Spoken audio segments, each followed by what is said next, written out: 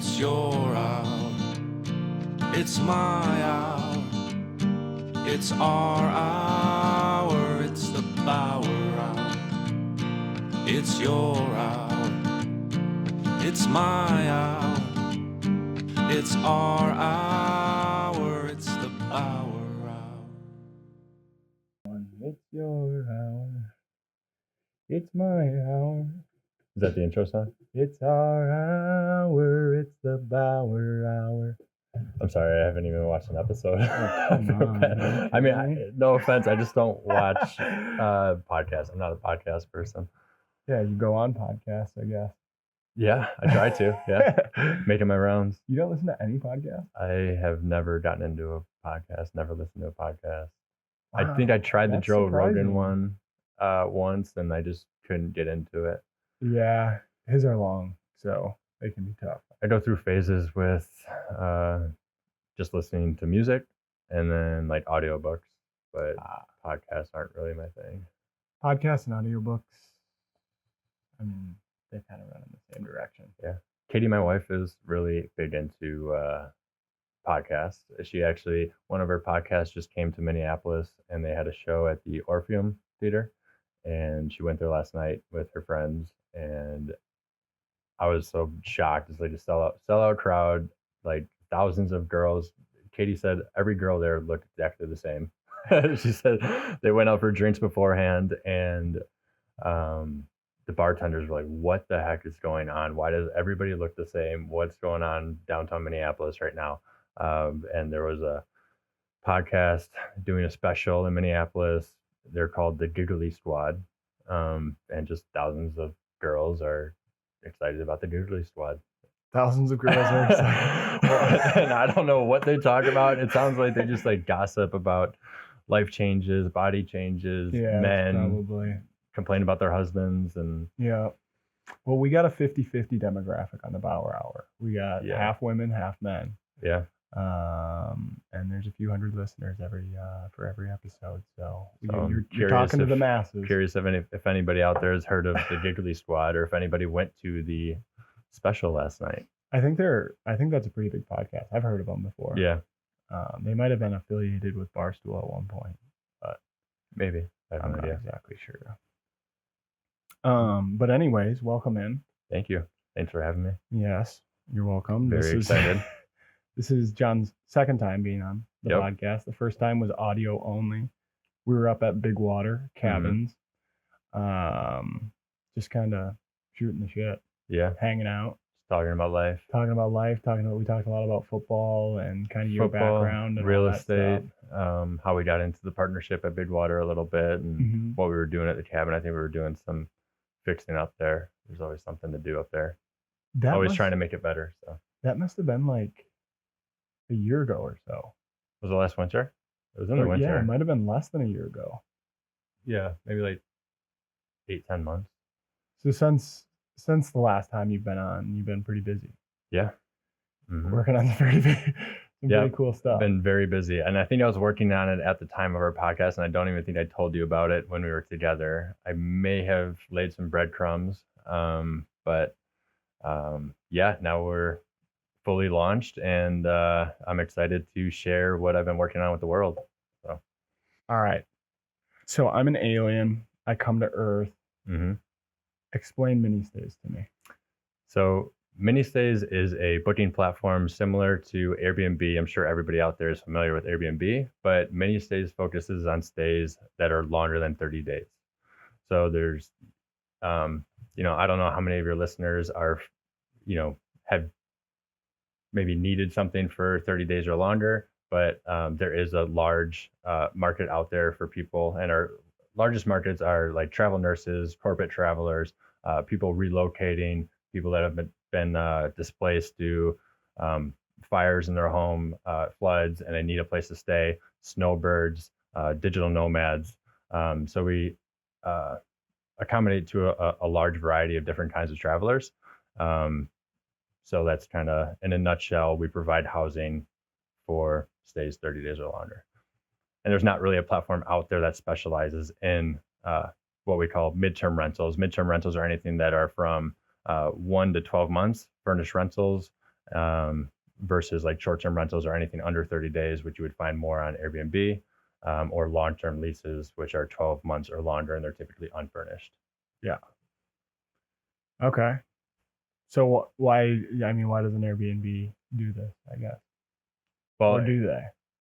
You can book longer stays on Airbnb. They do. You could book a 90-day stay if you wanted to on Airbnb, but their fees are still structured in a way that accommodates short-term rentals, and their fees for a guest is anywhere from 10 to 15% of the total booking. So if you're staying somewhere for 90 days and the rent is $3,000 a month, you're going to be paying over $1,500 in just fees to Airbnb. So we kind of brought the perfect mesh of another platform called Furnish Finder, which is they charge a fee to list on their platform, and they don't have any fees, but hosts and guests have to book outside of the platform through Venmo or Zelle. So there's a lot of trust issues there. So we combine the best of both worlds from Furnish Finder and Airbnb to create one platform where we have the low fees like Furnish Finder and the trust and security of Airbnb. How do you think of something like this? Like how does this just, you have that euphoric moment and it just pops into your brain, or? Yeah, I think so. And I think it's kind of like how I came to have the idea of creating MiniStays was kind of based on my own experience from getting into the midterm rental market. So I'll explain how I got started into midterm rentals and what led me to want to create MiniStays. So about 4 years ago, I was dealing with a really bad tenant that completely trashed one of my units. It was a long-term renter, and I was thinking about selling our property. But then I was thinking about Airbnb in it too, but there's a lot of restrictions in Minneapolis around Airbnb. Every owner is only allowed to have one Airbnb, and then you have to do a lot of permits. So I didn't feel like that was worth it. So I went back to thinking about selling it. And then somebody told me about midterm housing and travel nurses. So I was like kind of intrigued by that.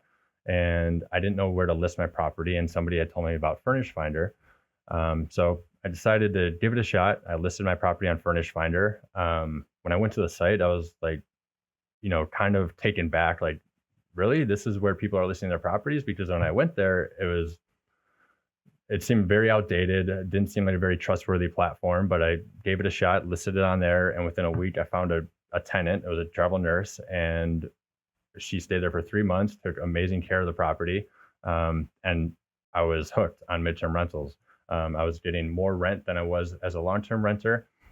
My rent went from $1,800 a month to $2,500 a month, and it was the best tenant ever. So I started converting all of my long-term renters into midterm rentals, and I've been hooked ever since.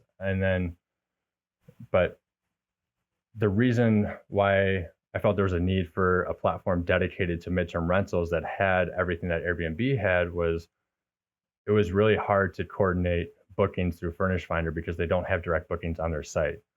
So all my transactions, like I said, would have to be off platform, and there's no way to track who's staying at my property, how long they're staying there, because like I said, it's off platform. So in my office, I've shown you pictures that I have sticky notes hanging on my wall of like all my reservations and guests that are staying there, when they're checking out, when the next guests are coming in. So I mean, I might be a little bit more organized than most hosts. They could put it in like an Excel spreadsheet or something, but there just wasn't a good platform out there that had everything that hosts and guests wanted and needed. And I saw the frustrations that every other host and guest had in the space, and my own frustrations with what the market had to offer. That's why I created MiniStays. And how big is this marketplace? How big are we talking on this demographic? You mentioned digital nomads, snowbirds, travel nurses. So people that need this type of housing right now, there's about 1.7 million travel nurses in the US. There's about 5 million insurance claims per year where people need temporary housing. There's about 1 million people that relocate to different states each year, or people that are having a home built and need temporary housing in between for somewhere to stay. And digital nomads is one of the largest and fastest growing demographics in this space. There's over 17 million people that identify as digital nomads. And if you don't know what a digital nomad is, that's anybody that, since work remote became so popular, there's a lot of people out there that take that to their full advantage and move every 3 to 6 months, so I don't have a permanent address anywhere. So that's where I think that MiniStays isn't here just to fill a need that's currently in the marketplace. I do think that MiniStays can be a catalyst to change the way people travel and ultimately live. I was thinking about that today, actually. Like Yeah. how much that space and digital nomads could grow. Right. Yeah. And I think so many people that do live that digital nomad lifestyle are just starting to realize, like, I work remote. I don't have to stay in the same place for 12 months out of the year. I could live 3 months in Florida, 3 months in Colorado and go skiing. I can live 3 months in New York. I can explore different areas because I work remote. And snowbirds are getting younger and younger every year. Snowbirds are, yeah. If you look at the data, snowbirds have gone from, historically, they've been about 55 years old, and it's dropping all the way down to like 42. And I have friends that are my age, around 30 years old, that are now, they work remote. So they rent their place out in Minneapolis and they go head south in Florida for 3 months out of the year. Kind of escape those. Yeah, at 30 years old. And we're seeing that increase more and more. And that's where I think that, MiniStays can be that propeller to educate people, like, hey, you don't have to stay in Minnesota and experience these miserable winters every year. You can make a change, an alternative. And that's something my wife and I have been talking about for years. Yeah, you've always talked South Carolina. Yep. Yeah, my wife's really big on South Carolina. I feel like you're big on South Carolina too. I like it there. I'd like anywhere warm. So anywhere where I can get out of these Minnesota winters. And we're going to try to do it this year, but we do have a baby due in December, so it's going to make it tough. It is going to make it tough, but she's up to make it work, because we both go through seasonal depression every winter, and being able to explore and get outside in the winter and see sunshine, and I think that's crucial to humans in general. So. Yeah, and I think you were meant to be a little bit at the beach. Yeah, and you got the long blonde hair, and growing it out. Yeah. Need to get that sunshine. The winter, I mean, the days are shorter. It gets darker earlier. It's cold. We go a long time without seeing the sun at times. Minnesota winters are tough. Yeah, I think a lot of people go through that seasonal depression because people don't leave their homes for 4 months out of the year. And now MiniStays will be that, have that ability for people to say, hey, I can go to Florida for 3 months in the winter. I can rent out my home here in Minneapolis, and I can basically call it a wash and go live somewhere warm that I want to be for 3 months out of the year. And it's basically free because I have somebody renting my place here in Minneapolis, because there's still a need for people to come here, whether it's a corporate traveler or travel nurse that can use your space. So is there any like house swapping places out there, or like other companies like that do that? Yeah, and I'm pretty sure there was a movie out there that was like a home swapping movie. Okay. So there is like a app and another company out there that does like home swapping. But then it might not be apples for apples. You might have a really nice home here, right, that you would normally get maybe $5,000 a month, and then you go rent a place in Florida and it's $3,000 a month, but it's not like an even swap. And who wants to swap with someone in Minnesota in the middle of February? Right, exactly. And then, are you finding the exact person that wants to swap with you, and do you have to find somebody else to do the swap? And then logistics can be a little difficult there. But if you're finding, somebody to individually rent your place for X amount of dollars, and you take that money and you go down to wherever you want to go for 3 months, it can be an even swap. And a lot of people try to alleviate their winter depressions by going somewhere for a week, and it's going to cost the family $5,000-$10,000 to do that for a week, but now you have an opportunity. You can find a place right now on MiniStays in Arizona, Florida, South Carolina for $3,000 a month. Hawaii might be a little bit more expensive, but we do have some properties in Hawaii for $4,000 a month. Yeah. On there. And I think I know which one you're talking about. It might be like 3 bedrooms. So if you're looking for a 3-bedroom place for $4,000 a month in Hawaii versus staying in Minnesota, you can do that on MiniStays, and it's cheaper than a 1-week vacation if you went to Hawaii. Yeah.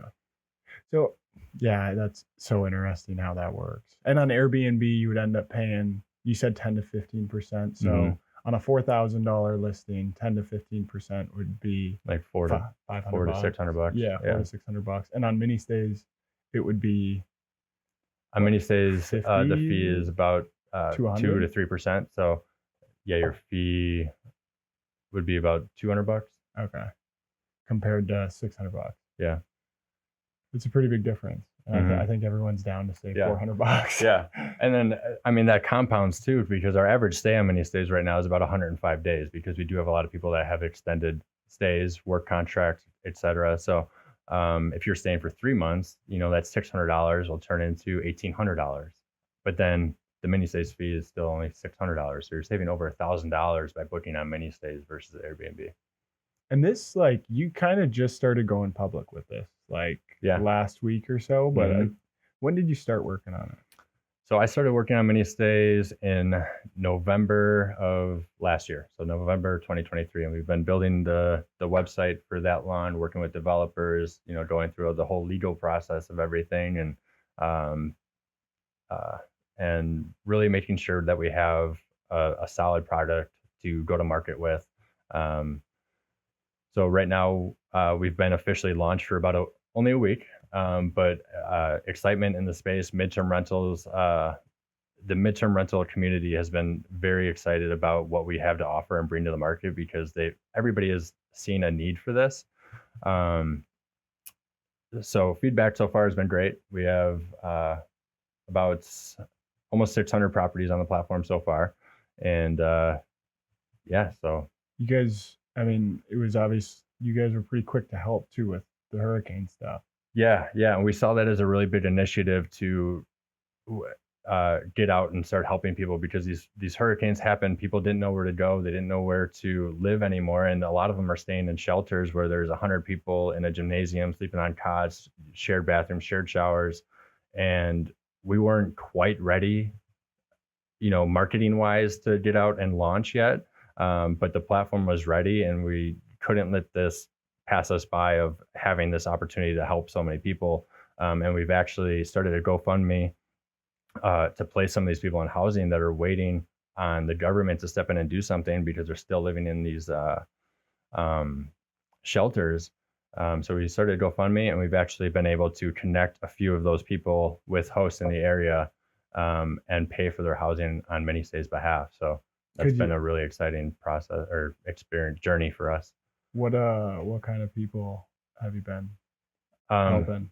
So one in Like, particular last yeah. week was a father and a daughter that lost their home to the hurricanes. Their home is actually set for demolition because the foundation had shifted the house. So now it's no longer safe to stay there. And they've been living in the shelter, and living conditions aren't great. And so we connected them with a landlord who was normally on Airbnb, and she always did short-term rentals, but all of her bookings got canceled because nobody wanted to go there anymore because of the hurricanes. So all of her bookings got canceled. So it was kind of like a win-win situation that we were able to help this homeowner fill her property, as well as help this father and daughter find a safe place to live. And we were able to facilitate the whole thing through Minnestays. It's pretty sweet. Yeah. It's kind of what it's about, right? Yeah. I mean, I saw you obviously posting about it, and I put it in your ear a little bit at the beginning when I got sent the orange squeeze, but you did a great job of the orange squeeze that I posted on my Instagram. Yeah. But you did a great job of like executing on that. Yeah. And I mean, you put your money where your mouth is. Yeah. I donated $5,000 of my own money towards the cause too, and we used that to help a couple of people find temporary housing.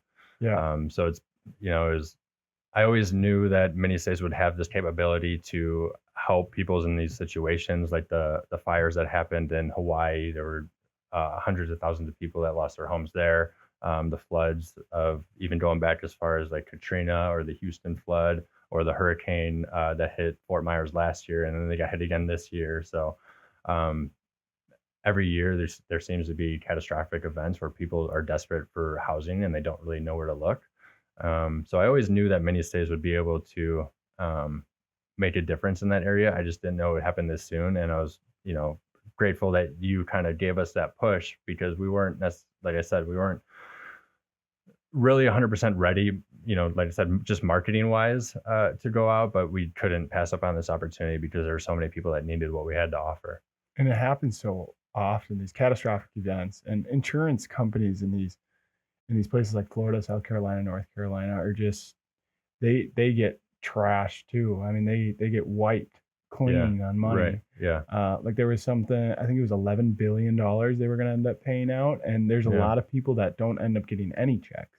Right. Well, because you think of like those are just going to homeowners who have homeowner insurance. Right. What about the hundreds of thousands of people that are renters? And I see those comments a lot on, when we were trying to raise money of people saying, oh, insurance will take care of them. Insurance will do this. The government's handing out checks. The government's only handing out $700 checks. Right. What does that cover? We know how far $700 will get you in this economy. And housing is not going to be one of those. Right. That'll pay for food for a couple weeks. I mean, food's in a shortage too. All the restaurants in the area, they got wiped out. So people are having a tough time. There's no gas, shelter, food, anything. And us being from the Midwest, our reach, we're only reaching a lot of people from the Midwest who might not understand the full impact and capacity of the situation on the East Coast right now. But there's still a lot of people struggling from these hurricanes. Yeah, and if people have been thinking about different ways on how they can help, I'll one, link the GoFundMe, and two, I don't know if you have any other creative ideas on what you could do to help, whether it's trying to, if you can put us in contact with people who have been displaced, or whatever it is, we're trying to help out in any way possible. So, or if you happen to know anybody with properties, I think that's one of our biggest things right now. Like we have had quite a few people reach out to us for housing, and it's either we don't have the properties or we don't have the money to be able to fill them in the place that they need. So there are still people living in these shelters, and we don't know how long they'll be there. And we don't know how, these people are in the shelters and they're like, yeah, we're waiting on our FEMA checks. And that's another comment that I get on these is FEMA's handing out checks, but they're also handing out the $700, and people still haven't even received them yet. Is that really all that's all that they're getting is $700? As of right now, that's all people are getting is kind of like a temporary holdover for them to go out and buy food and supplies wherever they can find them. I wonder how they come up with that number. How do you come up with what does $700 in rent? What is that? That might get you Section 8. Yeah. But people need to pool their money together and get a place, and then they're living 10 people to an apartment or something. But $700. That's unbelievable. And do you know how many families? Is it like tens of thousands of families that this is happening to right now? Is it thousands? Is it hundreds? It's in the hundreds of thousands. Wow. At least as of about a week ago, there were still 100,000 plus properties that didn't have power. So I don't know what they're doing, but they don't have running water either. So it's kind of like unlivable situations. And there's a lot of Airbnb owners right now that, like I said, they had all of their reservations canceled. So they have properties that are not being occupied that haven't been affected. So that's where we're trying to place a lot of our people that are coming to us. Have you ran into any Airbnb owners that are also trying to help?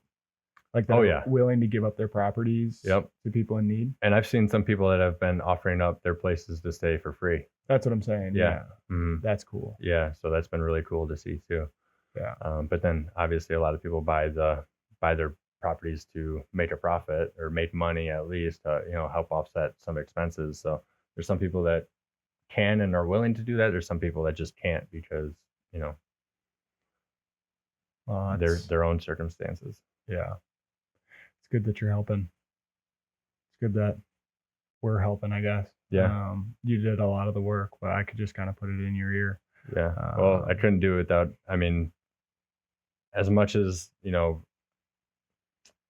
I started MiniStays, I had the idea behind it, but I couldn't do any of this without the team that we have in place. We have an amazing team, our customer support team, our marketing team. So shout out to, everybody that's been involved in MiniStays so far, but I definitely couldn't do it without, the support that I have behind MiniStays. And are you still looking to add on to that team, or where are you kind of at in that process, I guess? Yeah, so we're looking to expand and grow, and because there's, you know, as a company that's trying to expand nationwide, um, there's a million things that you can be doing at any given time. So yeah, we're definitely looking for help on the mini stay side of things. We're also looking for funding to help, grow uh, faster. But so we need money for marketing, getting the word out, and as well as customer support, marketing, and all of that. Yeah, that stuff gets expensive. Marketing's expensive. Marketing, yep, it is expensive. Those marketing companies charge a lot. Yeah. Well, we hired a really good internal marketing person, and she's been helping out a ton and going above and beyond everything that we've asked her to do. So fortunate enough to have that connection here in Minneapolis, and I'm excited to see how she helps us grow MiniStays. What do you think is like the next person you would be looking to hire? Like, what are you really solely focused on right now, from a business standpoint? At any startup, I don't think anybody that's sub 10 employees is looking for a person to come in and do one individual task. Anybody at a startup knows that whoever you hire is going to be a jack of all trades. They're going to have to wear several different hats. So anybody that's willing to learn and is passionate about building a company and making a difference, somebody that's willing to come in and be that jack of all trades and do a little bit of everything is kind of what we're looking for. And then you learn a lot of invaluable tasks as far as marketing, customer service, how to grow a company, the internal dynamics of team building and leadership, and there's a lot of exciting opportunities in working at a startup. There's just not a whole lot of financial benefits right away. Right. Like you're probably not paying a whole lot. Right. No, yeah, we're a little bit strapped on that end, and that's why I said we're looking for funding. And if you anyone that's looking at starting to work at a startup, you understand that it might be sacrificing in the short term for a long-term benefit, because a lot of it might be an early upfront in exchange for equity for your work, and then long-term vision. As we grow the company is worth, X amount, X multiple of where you started, and then your equity is worth that much. So you might not get money up front, and hopefully you have a decent savings account if you're looking to get involved with the startup. But this is how a lot of them work, wherever you are, right? Like out in San Francisco and Silicon Valley and all these startups, they're just paying people, even that graduate from Harvard or Princeton, they're just paying them equity. Yeah. And they're saying, run. Yeah. Whatever that's you build this to that's be. how Facebook started. Right. Google, Amazon, everything. Everything started as a startup, and they all started small and had a long-term vision. So my advice to anybody that's interested in starting that startup, there is a lot of exciting opportunity, but you have to believe in wherever you're working that is going to pan out long-term, and believe in the vision, the company, the culture, the team, that they're going to be able to execute. So you said you don't do a whole lot of podcast listening. Mm-hmm. So have you done some research on other companies, like you just mentioned Facebook or Apple or these massive tech companies, on what makes them successful or their leaders? Yeah, or the if you look at any of their their origins, Microsoft, Bill Gates, Steve Jobs, Mark Zuckerberg, you can trace their origins all the way back to either dorm rooms or garages, late nights, grinding away, and having passionate founders that are involved. Like, I've worked 7 days a week for the last year, almost 7 days a week, 10 hours a day, sacrificed a lot of time with family and friends. And it's not easy, but that's kind of what translates to a company, whether they're successful or not. And you can trace that back to any founder that's built anything of substance. They'll tell you that it's not easy. Yeah, you got to sacrifice a lot. Yeah. That's the toughest part about the founder. And obviously, you with one kid and another kid on the way, you're sacrificing time. away Mhm. from that, which is obviously important to you. I mean, it Mhm. seems like whenever you're away from your kids, you're always talking about your kids, right? Mhm. Yeah. It's hard, and I try to spend as much time with him as I possibly can. Like, he gets home from daycare around 4, and then bedtime's at 8. So I have that window to spend as Mhm. much time as I possibly can. But then I'll get back to work at 8:15 when he's down for bed. So I'll make sure to carve out a few hours in there, so I'm spending as much time with him as possible. And that's the highlight of my day every day is spending time with him. Yeah, it's important. And they need us. They need us parents. Hmm. They need us father figures to be Hmm. rough and tough with them. Yeah, he's really big into football right now. So as soon as he sees a football, he's throwing it around. He wants me to tackle him. He wants to tackle me. He throws it at me just so he can tackle me. So yeah, having him is definitely the highlight of my day every day. So. Yeah, they're special. Wrigley's just getting into hockey right now, and he's just every 2 seconds, let's play hockey, let's play hockey. And I always feel bad because I'm always like, just a minute, I'll be there in a minute. Mhm. You go start, and then I'll be there in a minute, and I got to finish something up or whatever. It sucks to have that response, right? To just be like, I'll be there in a minute, because I remember getting that response when I was a kid. Yeah. Like, you go outside and wait for me, I'll be there. And Oh, then yeah. like, especially if you don't show up in the time that you were expecting, Hmm. you're kind of letting them down a little bit. He always ends up like dragging me, grabbing my finger or whatever, and dragging me out of my chair. But Yeah. So it's kind of a catch-22.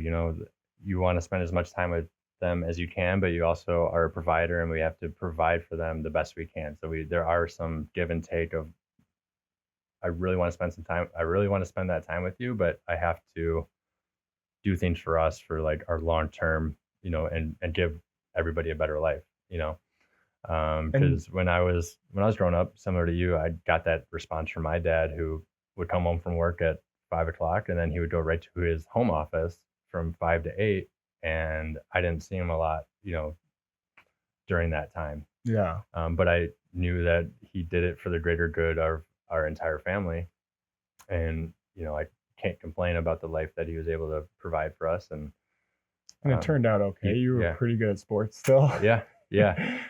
And I was fortunate. I mean, he was my coach through like Little League baseball and growing up, travel baseball, and so he did make that work a lot. But then, if it wasn't baseball season, that's when he was in the office.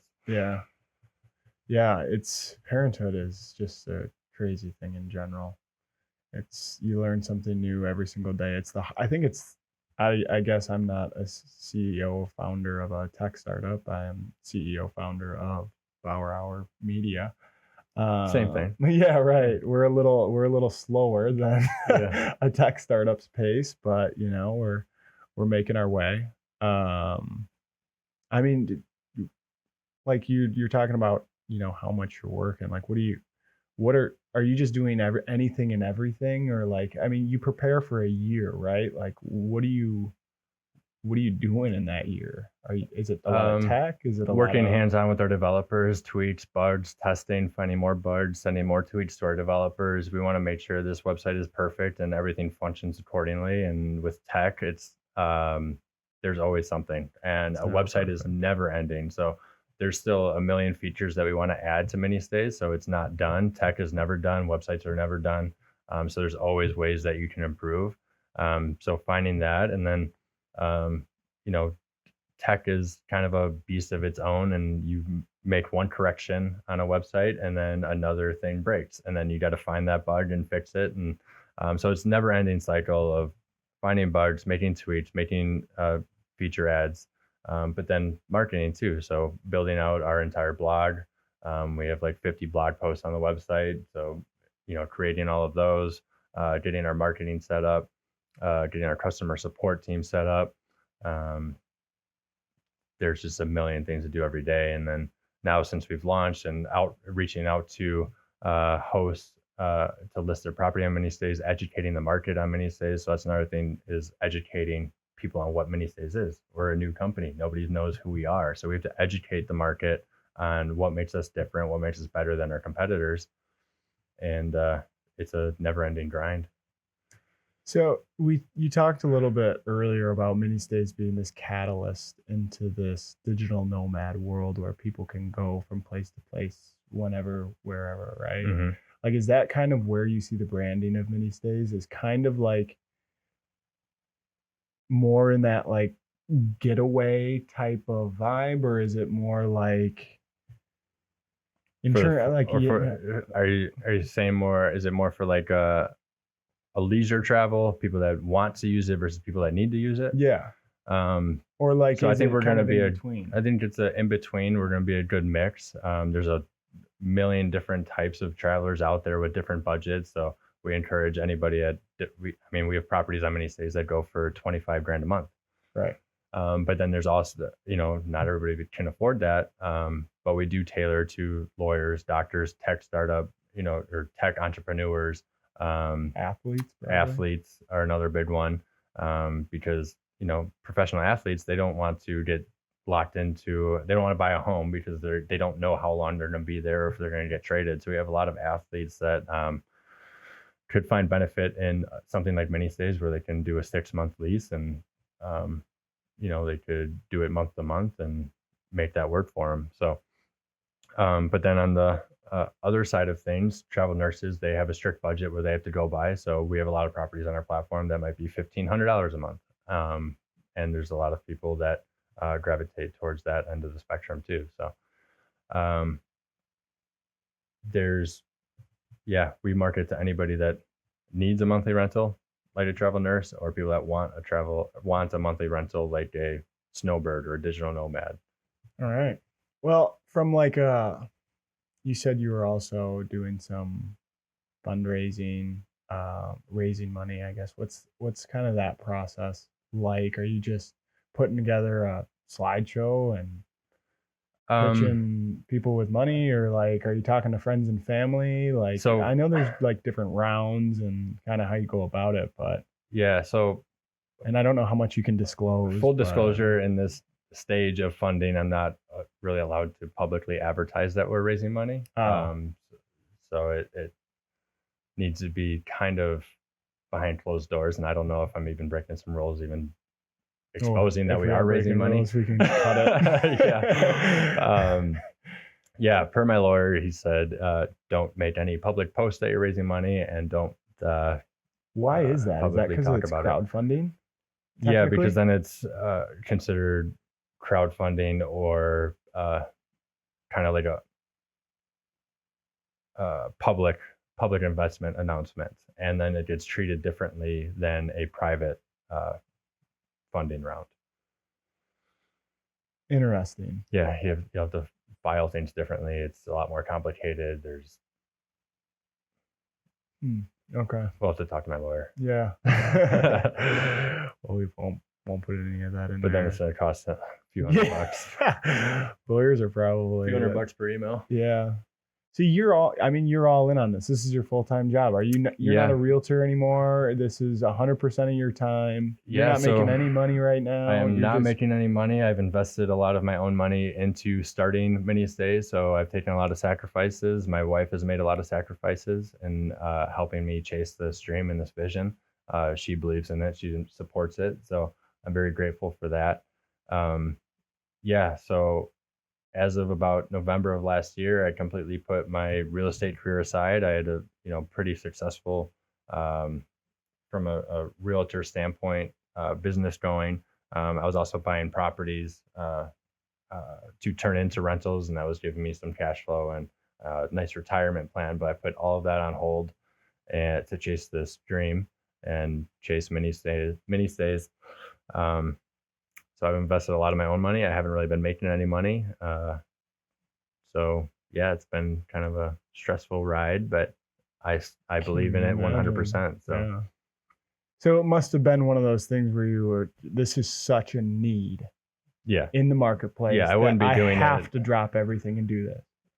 I wouldn't be doing this if there wasn't a clear need for it. And I heard from every single guest that I've ever had through Furnish Finder, and I asked them how their experience is, because when I was a new host, I didn't know how this process worked. So I would ask the guests, like, hey, how does this work on Furnish Finder? Do we do leases? How do you do payments?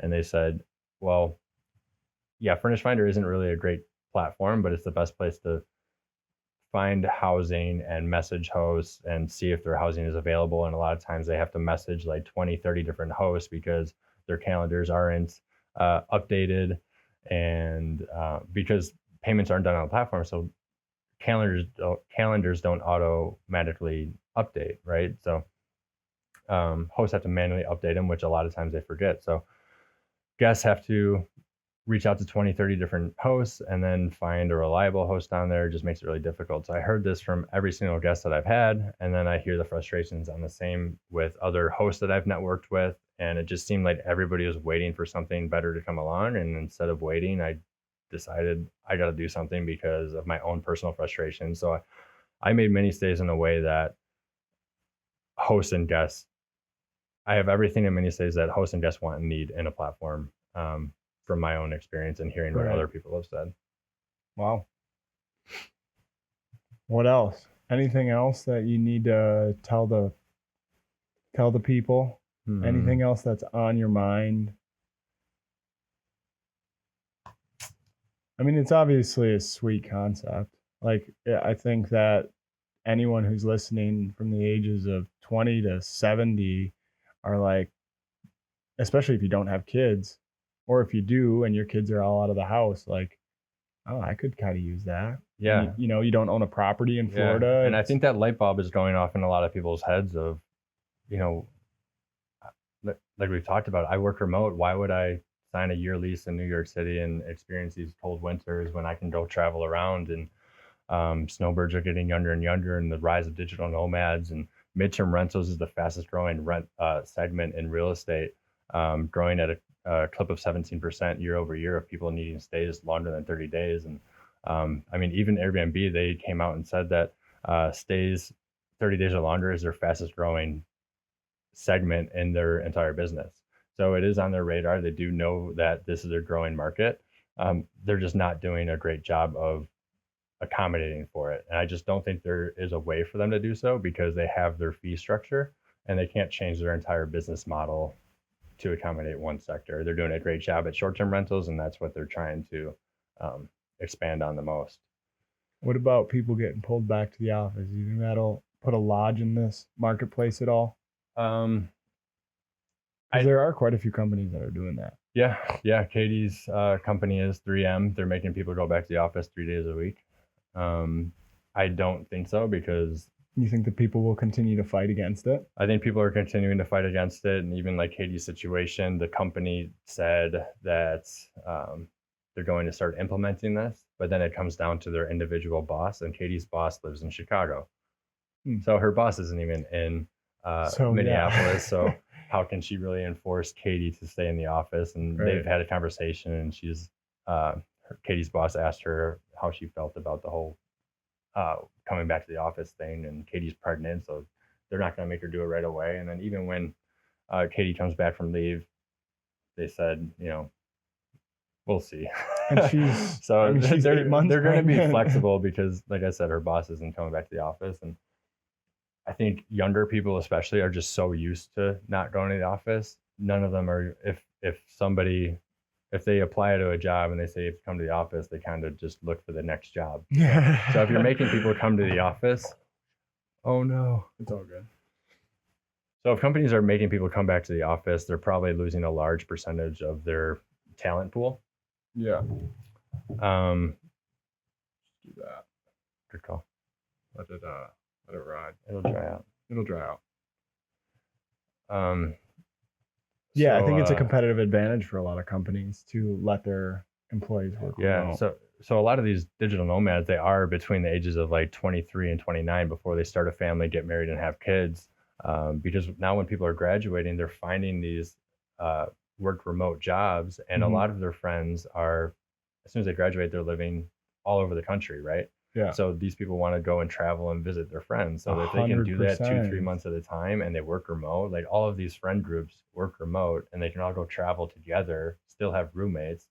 So ages between 23 and 26, they probably still have roommates. That is such a good And point. now they want to travel around, so they could pool their money together and find a really sweet spot in Arizona for $5,000 a month. Right. instead of all paying individual apartment leases where they have to buy their own furniture, pay for their utilities, do all this stuff, and they're stuck there for a year, they can find a furnished rental on MiniStays. I gotta clean this up. Yeah. Should we do an intermission? Yeah, let's do a little intermission. Okay. Sorry, that was made us totally ramble. my fault. It wasn't your fault at all. I know, but I made us stay on and ramble. No, you're good. I was like, one, I can make the frame smaller so it doesn't show that I did that, or I can leave it in there and it would be kind of a funny little tidbit. But is there anything else that you're thinking that we missed? No, I don't think so. I'm trying to think from like the I perspective. feel like I rambled in a No, few you didn't spots. at all. No, you didn't at all. You hit a lot of really good points. And honestly, when you go back and listen to podcasts and you feel like you're rambling is a good thing. People want to hear you speak.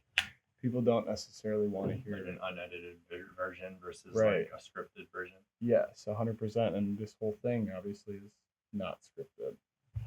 But I don't exactly know if there's much more I can do on this computer here to get it dry, but I think it'll be okay. I Pretty think sure it the will computer will be good. Yeah. 100%. I've spilled on it before. Yeah. Not my first rodeo. Yeah. Cooper has this little electric motorbike thing that like press a button and it like makes a noise and song and stuff, and you Yeah. submerge it in the bathtub. Like It still multiple works. times. Yeah. It still works. So if that little $10 toy It has still some works. waterproof ability. Yeah, the multiple $1,000 Yeah. computer. All right, hop back in. I'm going to say one final thing. Sure. All right. Obviously, what you're doing is, this is a huge project. Mhm. Like you've worked on this for a year longer. You said 7 days a week, 100 hours a week. And it's been, this absolute grind. There's probably a lot of people that are listening to this that are thinking about starting something or thinking about being an entrepreneur. You have any like advice that you would give them or final thoughts or maybe say don't do it? That's what I was saying in my head. I was like, don't do it. But like, I don't know, any advice for young people or anyone that's listening that's thinking about making the jump to being an entrepreneur? I would say do your best at managing expectations of how long it's going to take, how much money it's going to cost, how hard you're going to have to work, and how much you're going to have to sacrifice. So however hard you think that it's going to be, multiply that by 10. At least by 10. And however, like I thought we were going to launch in March. Yeah. It's now When I started in October. November Yeah. of 2023, I thought we were going to be launched by March. Yeah. It is now October 23.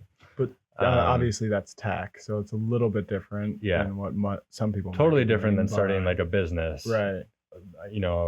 Service-based business or retail-based business or some kind of sales Hmm. is totally different. But if you're building like a company, like a tech company, I would definitely expect some setbacks, both time and money-wise. It's going to test your relationships. It's going to test your relationships with your family, your friends, yourself.